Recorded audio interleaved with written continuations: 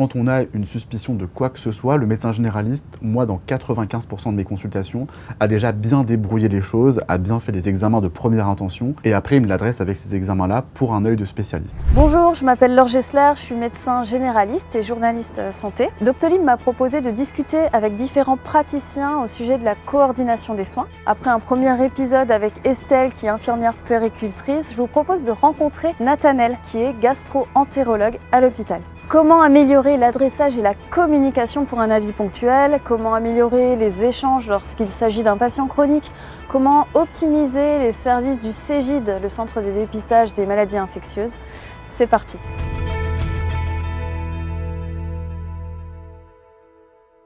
Salut Nathanelle! Salut Laure! Alors déjà tous les deux on se connaît virtuellement puisqu'on vulgarise la santé sur les réseaux sociaux, moi avec ma chaîne Le Cœur Net et toi avec The Cacadoc. Un nom assez facile à retenir. Ouais, j'avoue. Mais tu es aussi docteur junior, tu travailles à l'hôpital. Est-ce que tu peux nous expliquer ce que c'est que ton métier? Donc docteur junior, finalement, c'est la dernière année d'internat qui est devenue l'année de docteur junior. Avant l'internat, c'était 4 ans de spécialité et on était, entre guillemets, médecin officiel et on pouvait sortir de l'hôpital. Maintenant, il y a une année en plus qui s'est rajoutée. Et cette dernière année, on est thésé, donc j'ai passé ma thèse et on est à l'hôpital. C'est un peu un pas entre la vie d'interne et la vie de chef. C'est une double casquette, en quelque sorte. Et pourquoi tu as choisi l'hôpital? Alors l'hôpital, ça me permet d'avoir des pathologies qui sont très vastes, très variées. Des pathologies aiguës, donc des pathologies où les patients ont des problèmes à régler tout de suite, des pathologies chroniques, des entrées dans la maladie. On traite de tous les âges, de toutes les pathologies et surtout le travail d'équipe, c'est vraiment ce que je recherche dans ma spécialité, tant au bloc opératoire avec les infirmières qu'avec les différents intervenants, les nutritionnistes et les diététiciens. Donc ça me permet vraiment d'avoir une pratique très complète de la gastro-entérologie et qui, pour l'instant, comme je suis encore dans ma formation, me permet vraiment d'aborder tous les plans de la spécialité. Justement, on va aborder la coordination des soins, on va parler de la coordination déjà ville-hôpital. Comment ça se passe à tes yeux, l'adressage? Comment nous, les médecins généralistes, on va vous adresser les patients? Est-ce que tu trouves que c'est facile? Alors, pour l'adressage des patients, le plus commun, ce qui se passe, c'est que les patients arrivent à l'hôpital avec un courrier de leur médecin généraliste ou de leur médecin adressant. Ils vont à l'accueil, ils prennent un rendez-vous avec le gastro-entérologue et moi je les reçois en consultation. Ça c'est la voie dite classique entre guillemets. En fonction du degré d'urgence que le médecin aura marqué sur son courrier, moi je lis le courrier et je dis à la secrétaire, ce patient-là c'est urgent, je le vois la semaine prochaine, entre deux jusqu'à la rendez-vous en urgence. C'est un peu moins urgent, ça peut attendre 1 semaine, 2 semaines, 3 mois. Donc ça c'est la voie classique. J'ai des médecins généralistes qui se permettent aussi d'appeler l'hôpital et demander à parler au gastro-entérologue. Et donc dans ces cas-là, je discute directement avec le professionnel et on voit ensemble quel est le meilleur créneau, quelle est l'indication. Il y a des fois où c'est pas de mon ressort, il vaut mieux aller en centre expert pour une pathologie. Donc ça permet de bien rediriger aussi le patient pour qu'il soit bien pris en charge. Et une dernière voie, c'est la voie par mail. Ça m'arrive aussi de recevoir des mails des médecins généralistes parce qu'ils ont trouvé mon mail sur internet via le site de l'hôpital dans lequel je travaille. Et donc on échange et on organise la prise en charge des patients au mieux. Et du coup, Laure, toi, comment ça se passe quand tu veux adresser un patient, que ce soit à l'hôpital ou à un autre médecin en ville? Admettons que tu as un patient qui doit avoir un gastro. Tu veux qu'il vienne me voir, comment tu vas t'y prendre? Alors déjà, c'est vrai que je fonctionne en fonction des patients. Ceux qui ont des difficultés sociales, je les adresse vraiment en priorité au CHU du coin. Et ensuite, je vais fonctionner en fonction de leur histoire, s'ils connaissent bien l'hôpital, s'ils sont à l'aise avec ça. Et auquel cas, je leur fais un bon courrier, joli, avec les motifs, les antécédents, etc.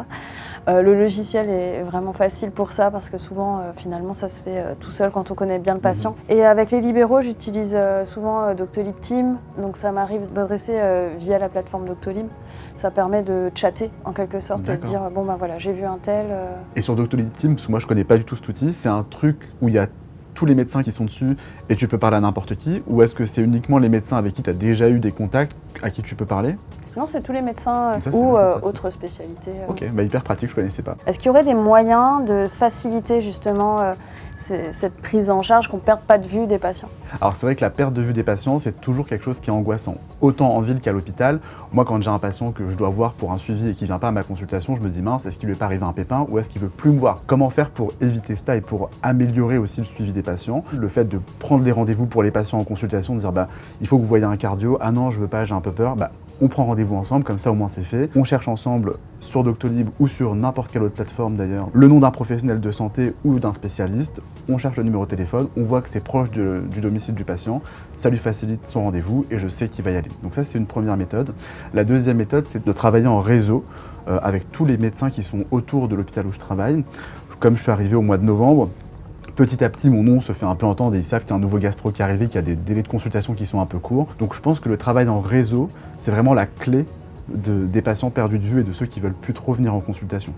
Je suis bien d'accord avec toi, surtout que nous, médecins G, quand on connaît le spécialiste, on va peut-être aussi faire des examens de débrouillage en amont, savoir quel bio ou quel examen il va demander peut-être. Je ne sais pas si tu fonctionnes comme ça. Alors ça, c'est hyper important de parler de ça.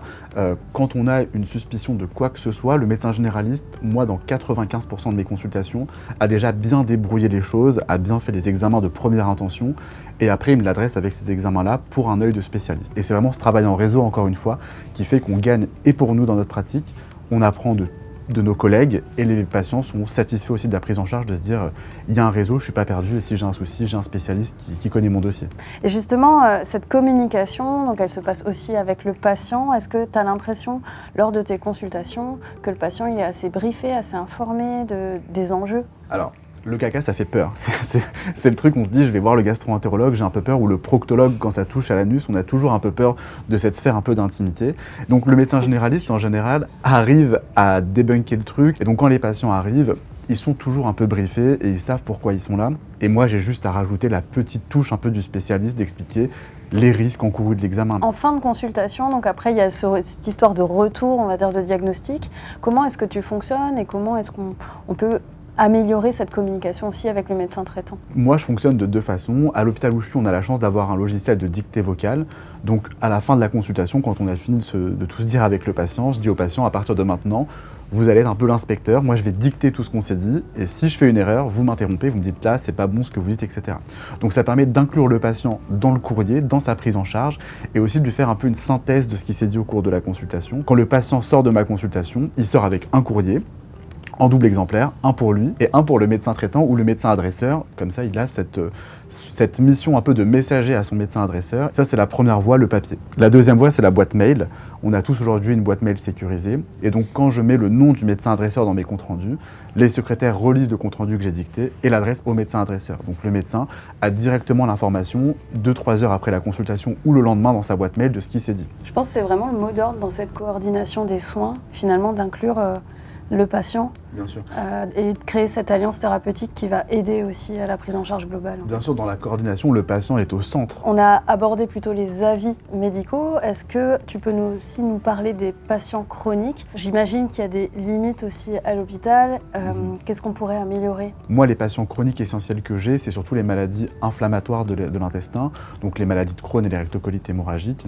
Ce qui est difficile, c'est surtout l'entrée dans la maladie. Et qu'on lui annonce qu'il y a une maladie chronique, qu'il va devoir avoir des injections à vie le temps que sa maladie s'éteigne, c'est toujours très compliqué et le vécu d'annonce de la maladie peut être très compliqué, tant pour le patient que pour le médecin. Face à ça, à l'hôpital, on est un petit peu démunis. C'est très difficile d'avoir des psychologues qui sont là pour aider le patient et les accompagner au quotidien dans la gestion de cette annonce et la gestion de leur maladie. Moi, personnellement, je leur conseille de prendre rendez-vous soit avec leur médecin traitant qui peut-être lui a un meilleur réseau que le mien en ville, ou alors directement avec un psychologue.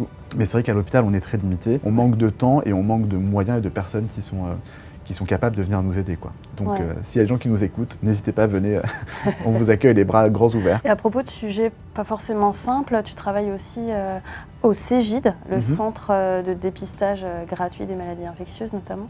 Est-ce que tu peux nous dire comment ça fonctionne, comment ça se passe? Alors le CEGID, ça fonctionne de manière très variable. Moi, je travaille au CEGID surtout dans le domaine des IST, donc des infections sexuellement transmissibles, de la PrEP. Donc la PrEP, c'est le traitement pré-exposition potentiel au VIH, et je fais surtout du dépistage au niveau proctologique, donc tout ce qui est condylome. Le CEGID, c'est hyper important pour les patients, parce que les patients, dès qu'ils ont des soucis d'ordre sexuel et intime, ont souvent peur d'aller voir leur médecin généraliste qui les suit depuis qu'ils ont 6 ans, donc c'est toujours un peu compliqué. Le CEGID, le fait d'appeler, d'avoir affaire à des inconnus qui sont spécialisés dans ce domaine-là, on y va, on est un peu décomplexé, ça rend les choses beaucoup plus faciles et là, on libère un peu les paroles. Et donc les médecins qui sentent l'envie en eux d'aller vers les maladies infectieuses sexuellement transmissibles peuvent contacter les CEGID proches de chez eux, voir un peu leur fonctionnement. Il y a aussi pour les médecins que ça intéresse des formations, il y a format PrEP Bien sûr. qui explique tout ça, qui donne des ordonnances préfaites, Ouais. c'est simple en fait. Alors ça, c'est un vrai plus. La PrEP aujourd'hui en France, tous les médecins peuvent prescrire la PrEP, mais tous les médecins ne sont pas formés à la prescription de PrEP ou alors ne sont pas à l'aise avec la prescription de la PrEP. Pour un peu casser tout ça et faciliter l'accès aux soins et faciliter l'accès à la PrEP et on espère arrêter l'épidémie de VIH, il faut se former. Pour se former, il y a un site qui est hyper bien fait, ça s'appelle FormaPrep. Sur ce site-là, on met notre numéro RPPS, on s'enregistre et il y a des cours qui sont faits. Alors, Laure, je te vois venir, je sais que tu n'aimes pas les cours, on ne va pas rester assis 3 Moi heures Je vais être étudiante à vie. C'est des cours qui sont très courts et on a toutes les clés de la prescription de la PrEP et des IST. Donc un vrai gros avantage. Les ordonnances sont préfaites, comme tu le disais. Tu fais copier-coller dans ton ordonnancier et le patient arrive avec, je sais pas moi, un gonocoque. T'es pas experte en IST, tu ne sais pas, tu cliques ordonnance gonocoque. Toi, tu es satisfaite, tu es sûre d'avoir bien fait ton boulot et d'être à jour dans les recommandations de prise en charge. Le patient voit que tu gères ce sujet-là et ça va le décomplexer pour d'autres soucis qui pourraient l'amener à consulter chez toi. Ouais, c'est vraiment chouette. Faut pas oublier que les patients qui ont des pratiques sexuelles à risque, on fait des ordonnances tous les 3 mois, souvent de dépistage, etc. Et Bien ça, sûr. je suis pas sûre que tous les médecins soient à l'aise avec ça, ou en tout cas, comme tu disais, de parler sexualité, c'est pas forcément évident aussi de la part du Bien soignant, sûr. quoi. C'est vrai que c'est toujours difficile ce genre de questions. Moi, au début de mes études, ça a été vraiment compliqué, comme tout le monde, de se dire, voilà, est-ce que vous avez des partenaires extra-conjugaux? Alors les patients au début vous regardent un peu comme ça. Nous, on se dit, purée, j'ai lancé une bombe. Mais au fur et à mesure, on en devient décomplexé et on peut aborder des sujets et faire du dépistage vraiment individualisé et orienté en fonction des patients. Donc, l'importance du rire. pour Importance. conclure. Je suis d'accord. C'est vital, je crois. Faut pas avoir peur quand vous venez chez un gastro, on est gentil. Merci, Nathanaël. Merci à toi. Puis quant à nous, on va se retrouver bientôt avec Doctolib sur les réseaux.